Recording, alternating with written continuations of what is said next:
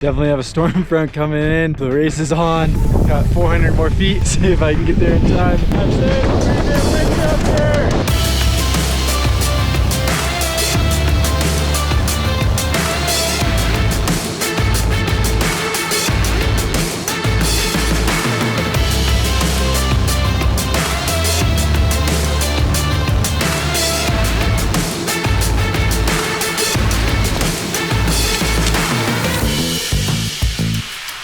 I got the crazy hair to start out for this hike.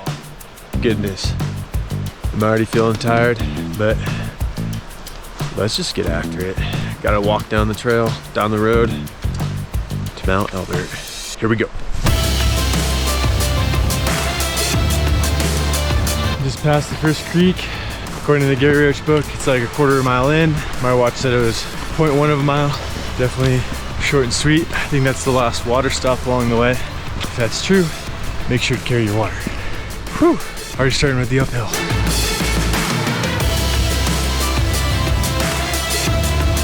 So just made it to the turnoff. Super easily marked, easy to read. Roughly at 10,600 feet, 2,500 feet. Trail's super smooth, really flat. After the first bit of climbing, really not a whole lot. All right, for mountain number 3, we call it Mount Elbert, which I didn't know if we were gonna make it. Like with Kristen, we were just moving so much slower than the pace that we needed to go because there was a weather front coming in. That made it very hard for me to mentally keep on climbing. I had no idea we were walking an elliptical. I just put stairs in all the way to the top of this thing.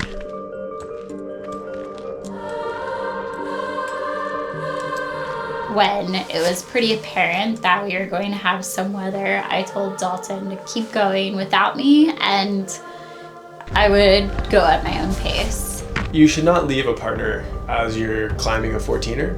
Like, it's not necessarily the best thing to do. Like, you should stay together. Kristen at a certain point was like, she's like, I feel like I'm holding you back. And like, she's like getting like kind of frustrated. I can understand, you know, it's really hard if you've never climbed a 14er before. Almost at a tree line right here. Finally see the peak, which actually isn't too far away. It's right there. It's nice to kind of get out of the trees, but it's also nice to be in the trees. It's time for a little break.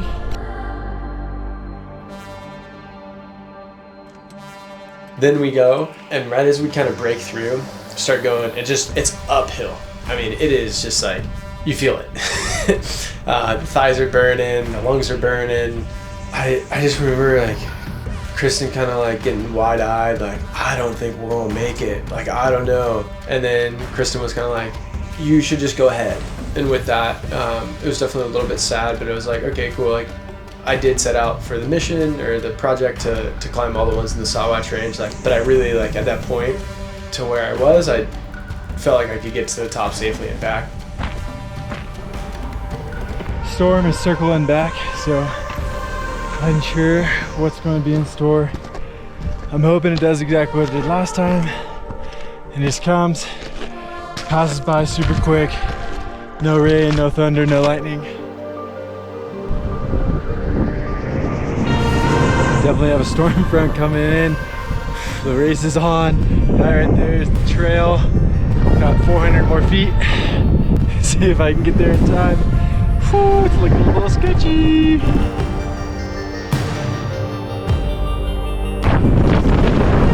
it. Pretty damn windy out there.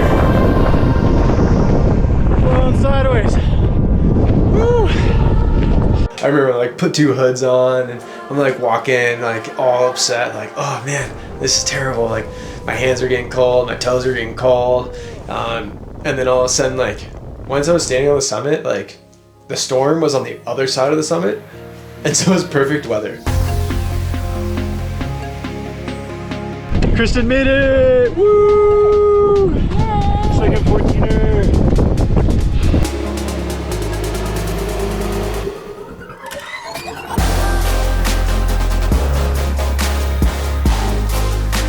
So, what are your thoughts?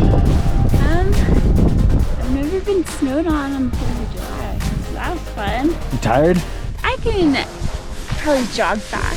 Oh, you can jog back. I'm just frozen. Yeah. All the wind get you? Yeah. What'd you think of the storm?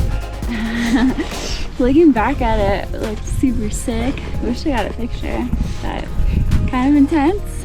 Glad I didn't give up because of it. But Yeah, were you thinking about turning around? No. I would say the most memorable part about that climb was that it snowed on us when we were almost to the top. Like I said, that was the first 4th of July that I've ever been around snow and been snowed on. So it was kind of fun to have that experience.